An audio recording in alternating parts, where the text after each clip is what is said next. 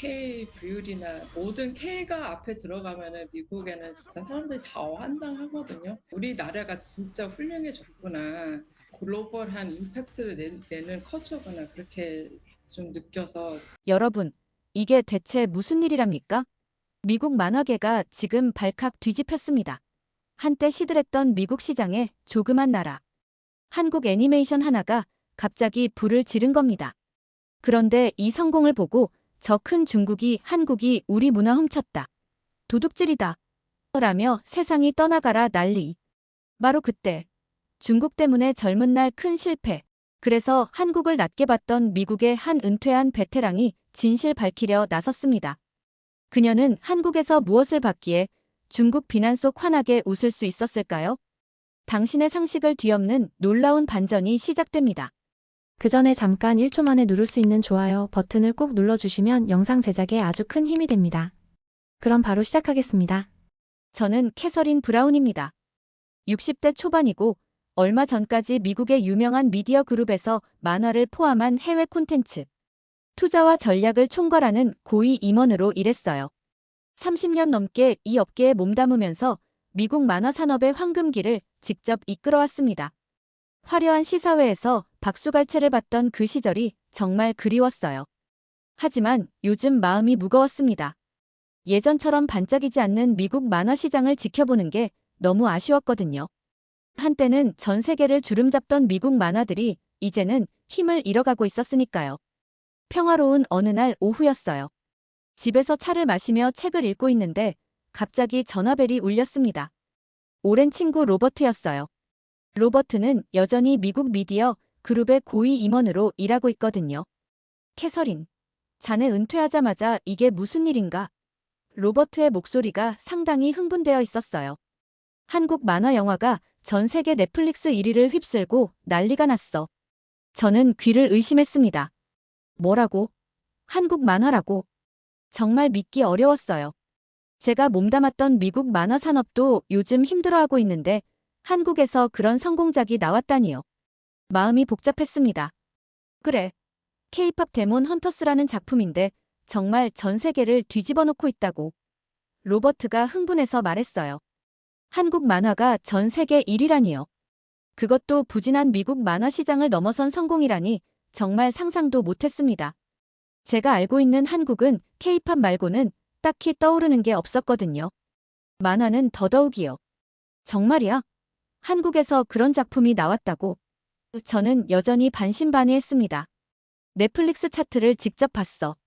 미국, 일본, 유럽까지 싹쓸이하고 있다니까.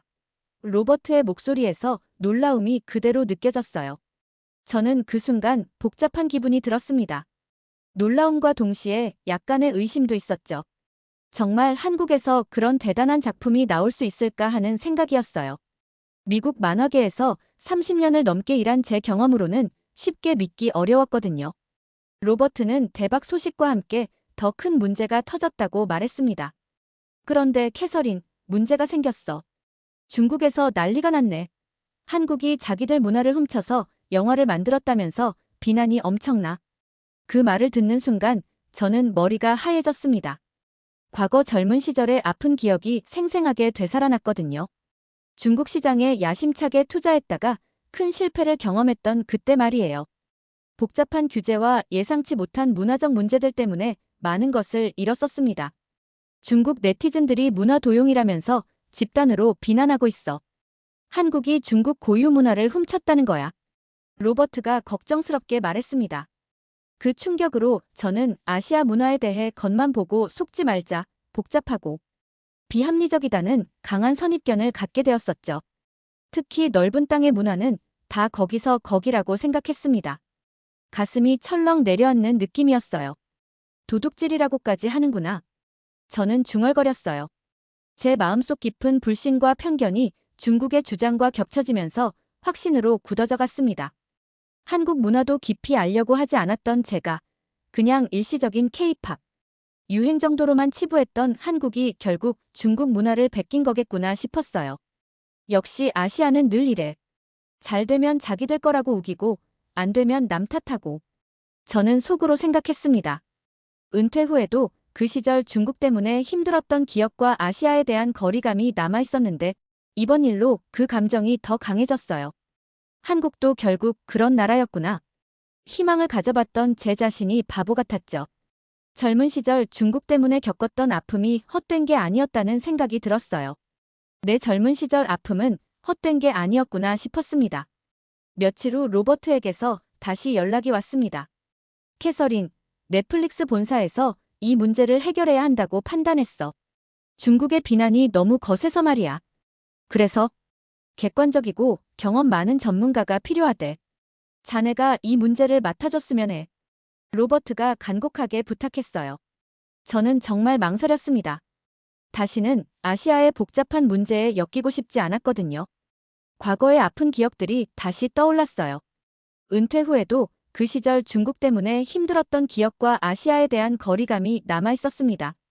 하지만 미국 만화 시장의 부진을 지켜봐 온 전문가로서 책임감도 느껴졌어요. 요즘 마음이 무거웠던 이유 중 하나가 예전처럼 반짝이지 않는 미국 만화 시장을 지켜보는 게 너무 아쉬웠기 때문이거든요. 한때는 세계를 주름잡던 미국 만화들이 이제는 힘을 잃어가고 있었으니까요. 한국 만화의 성공 이유와 중국의 비난, 이 두 가지 문제를 정확히 파악해야 해.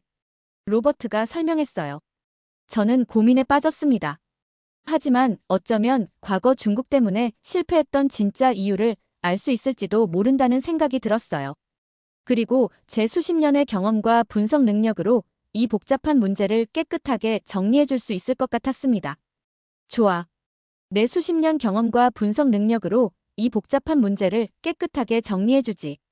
누가 맞고 틀린지 데이터로 보여주겠어. 저는 결국 임무를 수락했습니다.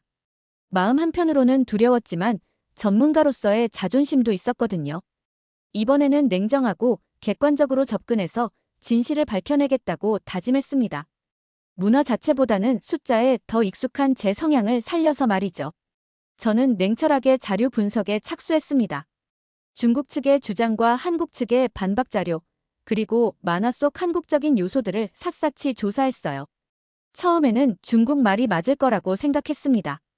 제가 갖고 있던 선입견 때문이었죠. 하지만 자료를 파헤치면 파헤칠수록 놀라운 사실들이 나타났어요.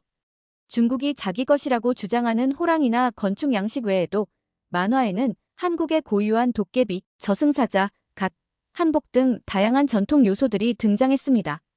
그런데 이에 대한 한국의 역사 기록이 중국의 주장보다 훨씬 오래되었고 독자적인 특징을 가지고 있었어요. 이건 뭐지? 저는 컴퓨터 화면을 뚫어져라 쳐다봤습니다. 조선시대, 고려시대, 심지어 더 오래된 흔적들까지. 한국 민화와 옛 문헌들을 보니 정말 깜짝 놀랐어요. 연대도 정확하고 특징도 뚜렷했습니다. 중국의 것과는 완전히 다른 독자적인 문화였던 거죠. 저는 충격에 빠졌어요.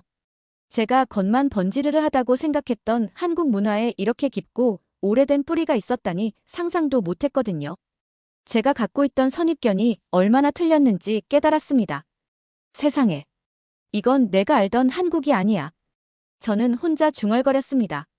데이터 분석가로서 사실 앞에서 제 편견이 완전히 무너져 내렸어요. 한국 문화는 중국 문화의 아류가 아니었습니다. 완전히 독립적이고 고유한 문화였던 거죠. 숫자에 익숙한 저로서는 이런 명확한 증거들 앞에서 인정할 수밖에 없었어요. 특히 연대 기록이 정확하게 남아있는 것을 보고 정말 놀랐습니다. 중국이 주장하는 것보다 훨씬 이전부터 한국만의 독특한 문화가 존재했다는 명백한 증거들이었거든요. 자료 조사만으로는 부족하다고 생각했습니다. 직접 한국 전문가들과 대화해봐야겠다고 마음먹었어요. 김민준 박사님과 젊은 박철수 감독을 화상으로 만났습니다. 김 박사님은 연세가 지긋하시고 한국 문화에 대한 해박한 지식과 따뜻한 인품을 가진 분이었어요. 도깨비는 한국에서는 무서운 존재가 아닙니다. 인간적이고 해학적인 존재죠. 김 박사님이 정겹게 설명해 주셨어요. 중국의 도깨비와는 완전히 다른 개념입니다.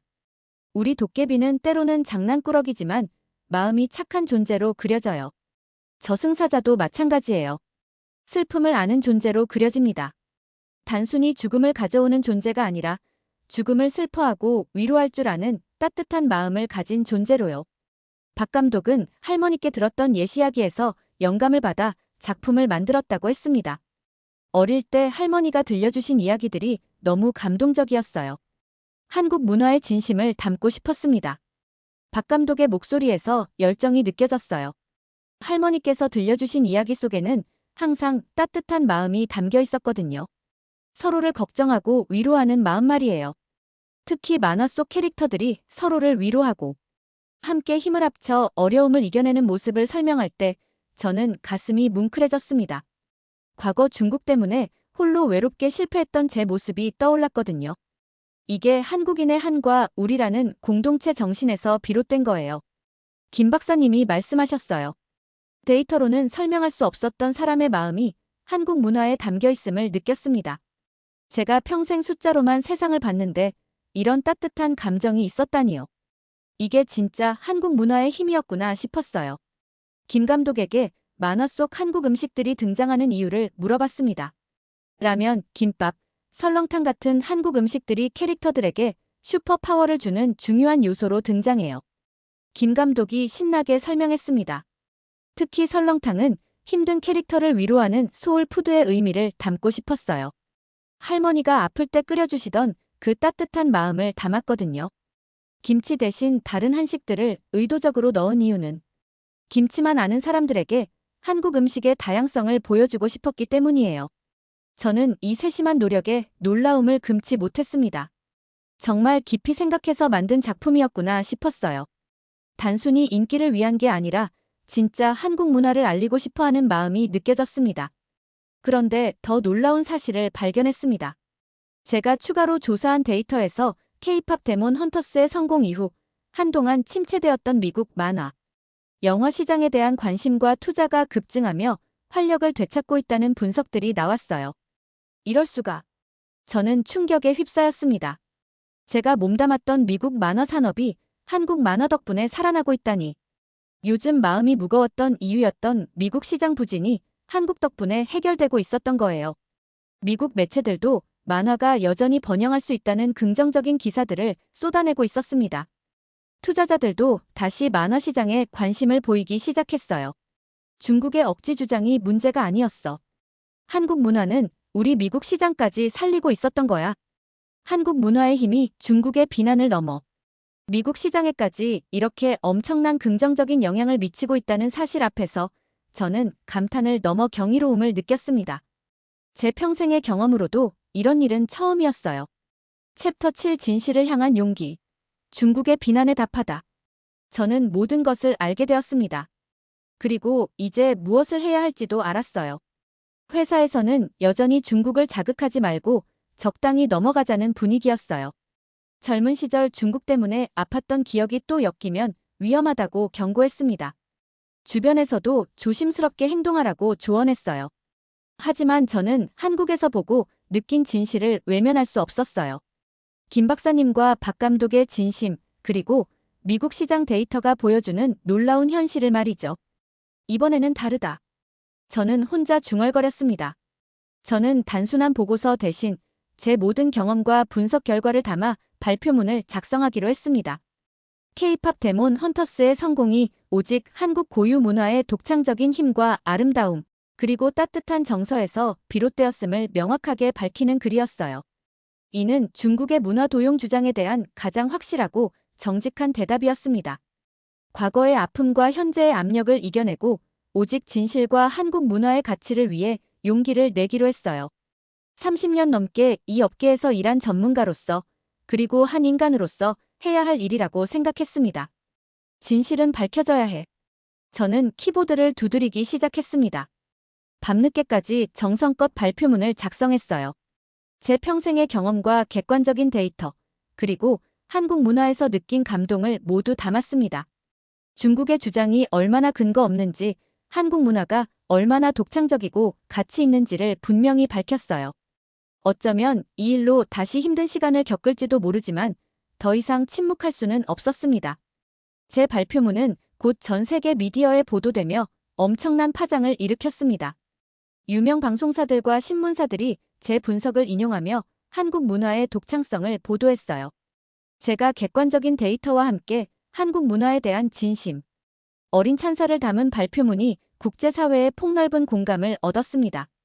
중국의 문화 도용 주장은 설득력을 잃었고 한국 문화에 대한 전 세계의 관심과 존경심이 폭발적으로 높아졌어요. K-팝 데몬 헌터스는 단순한 인기작을 넘어 한국 문화의 깊이를 담은 작품으로 재평가받게 되었습니다. 만화 속 한국 음식과 전통 문화가 세계적인 화제가 되었어요.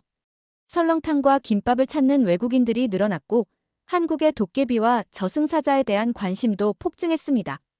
저는 이 사건을 통해 은퇴 후에도 한국 문화의 진정한 가치와 힘을 전 세계에 알린 인물로 존경받게 되었습니다. 더 이상 아시아 문화는 복잡하고 위험하다는 편견을 가진 낡은 전문가가 아니었어요. 한국 문화 덕분에 과거 중국 때문에 아팠던 마음의 상처도 치유받았습니다. 제가 평생 숫자로만 세상을 봤는데 한국 문화는 제게 마음과 진심 그리고 함께의 가치를 가르쳐 주었습니다. 저는 인터뷰에서 말했어요. 중국 때문에 아팠던 제 마음도 한국 문화 덕분에 치유받았습니다. 한국 문화는 정말 대단합니다. 여러분도 꼭 느껴보세요. 이제 저는 문화 다양성을 이해하고 존중하는 따뜻한 문화 외교관으로 거듭났습니다. 김 박사님이 선물해주신 민화 그림을 보며 환하게 웃는 제 모습이 그 변화를 보여주었어요. 한국 음식도 자주 먹게 되었고 한국 문화에 대해 더 많이 배우고 싶어졌습니다. 제 인생이 완전히 바뀌었어요. 오늘 이야기는 여기까지입니다. 미국 미디어 산업의 베테랑 캐서린 씨의 놀라운 경험 어떻게 들으셨나요? 중국이 우리 문화를 깎아내리려 할 때 오히려 전 세계가 우리 문화의 깊이와 힘에 찬사를 보내고 심지어 미국 시장까지 들썩이게 만들었다는 사실이 정말 자랑스럽습니다. 이 이야기에 대한 여러분의 소중한 생각은 댓글로 많이 남겨주세요. 다음 시간에도 우리를 깜짝 놀라게 할 해외의 생생한 반응과 가슴 벅찬 이야기로 찾아뵙겠습니다. 채널 구독과 좋아요, 알림 설정은 채널에 큰 힘이 됩니다. 시청해주셔서 진심으로 감사합니다. 건강하세요.